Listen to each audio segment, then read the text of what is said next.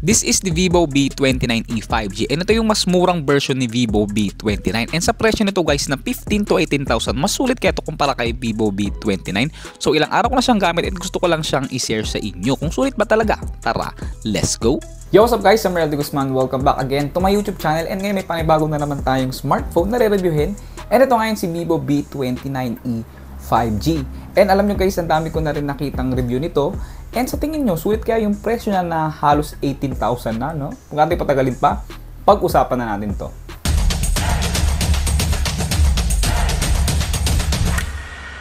Okay, so quick specification lang. Meron tong Snapdragon 695 na 5G chipset.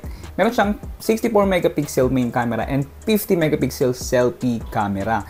And meron siyang 6.67-inch AMOLED display na meron ng 120Hz refresh rate. Ang isa pa na gusto ko dito guys, ang laki na rin ng RAM niya. Aabot siya hanggang 12GB RAM and 256 of internal storage. I mean, una ko lang napansin dito guys is okay naman yung mga specs niya except lang sa chipset niya na medyo, para sa akin no, medyo overpriced siya. Kung ganito na yung presyoan is mayroon pa akong nakitang ibang smartphone na sa ganito ka presyoan is mas maganda pa yung chipset na nilagay nila. And syempre na-unbox ko na rin to guys at napaka-basic lang naman ng laman ng kanyang box, yung mismong unit. At syempre may kasama na rin palang jelly case sa loob, yung user's manual at syempre hindi mawawala dyan yung charging brick at charging cable. Sa build quality ng smartphone na to, meron tong glass back, glass front at plastic frame. So sa babaan dito yung kanyang Type-C port, yung SIM tray na dual SIM at yung kanyang speaker grill. Sa kanan naman dito yung kanyang power button at volume rocker. So wala masyadong nakalagay sa kaliwa at sa taas ata yung kanyang pangalawang mic. And ang kanyang likod guys is napakaganda, matte finish. Pero glass back yan. At kita nyo naman napakaganda ng design niya. Flat yung kanyang edges. So talagang para sa akin, mas maganda yung mga flat edges at flat na display. And para sa akin, ang perfect ng display ng smartphone na to. Okay guys, so pagdating naman sa presyo ng smartphone na to is meron siyang available na dalawang variant, yung 8GB RAM and 12GB RAM. And alam ko nasa around 16 to 18,000 to. Tapos yung kanyang ROM is 256 of internal storage. So kung ako tatanungin guys, no, medyo may pagka-overpriced nga siya pagdating sa presyo niya. So, hindi ko alam kung ano bang trip ni Vivo, nakikisabay ba sila sa Samsung. Pero para sa akin naman kasi ang Vivo is pang matagalan din talaga. So, para sa akin, depende pa rin yung guys kung anong trip nyo sa smartphone. Pero para sa akin, yung presyo niya is overpriced talaga.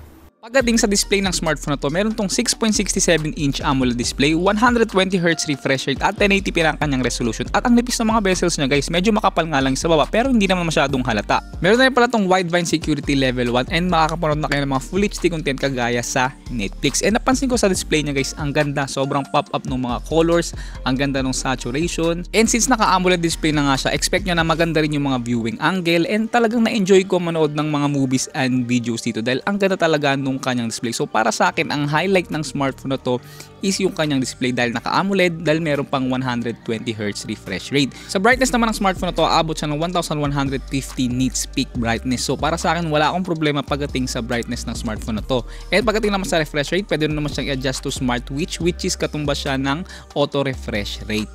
Okay guys, di ba dati pag narinig natin yung pangalan ng Oppo at Vivo is mapapasabi ka na budget smartphone.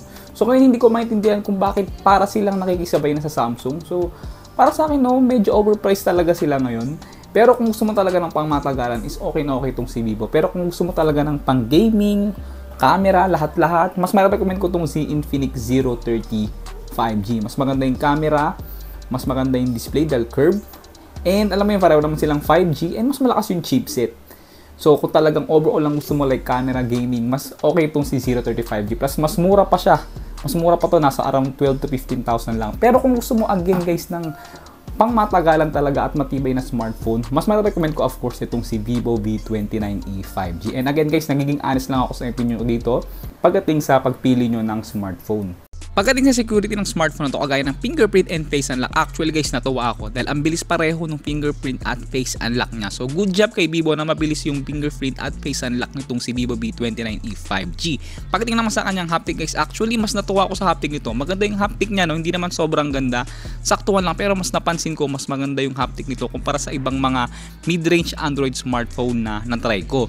And pagdating naman sa connectivity niya, kagaya sa mobile data usage, actually ang bilis din niya makasagap. So para sa akin ang ganda maganda ng mobile data usage niya since naka 5G siya, no? Pero depende pa rin yan again sa lugar na kung nasan kayo. And sa Wi-Fi connectivity naman, actually mabilis din. Meron siyang 5 GHz na support. And again, wala akong reklamo sa connectivity nito pagdating sa Wi-Fi dahil mabilis siya, mapa 5 GHz or 2.4 GHz man sa Wi-Fi. Okay guys, so usapang speaker naman guys, medyo hati yung opinion ko dito guys pagdating sa speaker.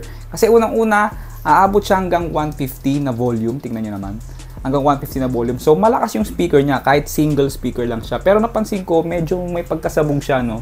So parang kulang sa bass. Pero again guys, kayo ang humusga.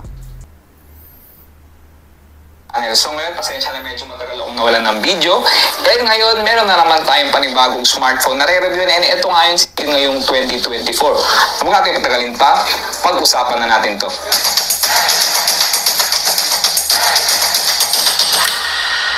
Okay, so quick specification lang, meron tong Apple. So kita nyo na guys, no, okay yung speaker niya, no, malakas naman, yun nga lang, medyo nakukulangan lang ako sa bass. And sana yun nga, ginawa na sanang dual speaker. Pero yun nga, no, madalas naman tayong gumamit ng earphone, so hindi naman big deal sa akin yan. Pero again, sana ginawa na siyang dual speaker since ang mahal na nga nung presyo ng smartphone na to. So dumako naman tayo sa processor ng smartphone na to. Meron tong Qualcomm Snapdragon 695, octa-core na rin siya at ang kanyang GPU is Adreno 619. So aminin na natin guys, itong smartphone na to at yung chipset niya hindi talaga pang gaming. So kung hanap mo sa smartphone is for gaming, is mabibigo ka sa smartphone na to. Pero in fairness naman guys, no, nakatest na ako ng iba't ibang klase ng games dito at kahit pa paano kaya niya ng high graphics sa ibang mga games. Pero may mga games pa rin talaga na hindi niya kaya, kagaya ng Car X Street na naglalag talaga siya ng todo. So para sa akin guys, itong smartphone na to is nakadepende talaga sa mga games na nilaro nyo. So kung talagang gamer ka, sobrang hindi ko talaga marirecommend talaga itong smartphone na to. And hindi talaga siya pang gaming. So yung score niya sa Antutu benchmark is 450,000 plus. So medyo mababa yan para sa presyo nito na halos 18,000 na, no.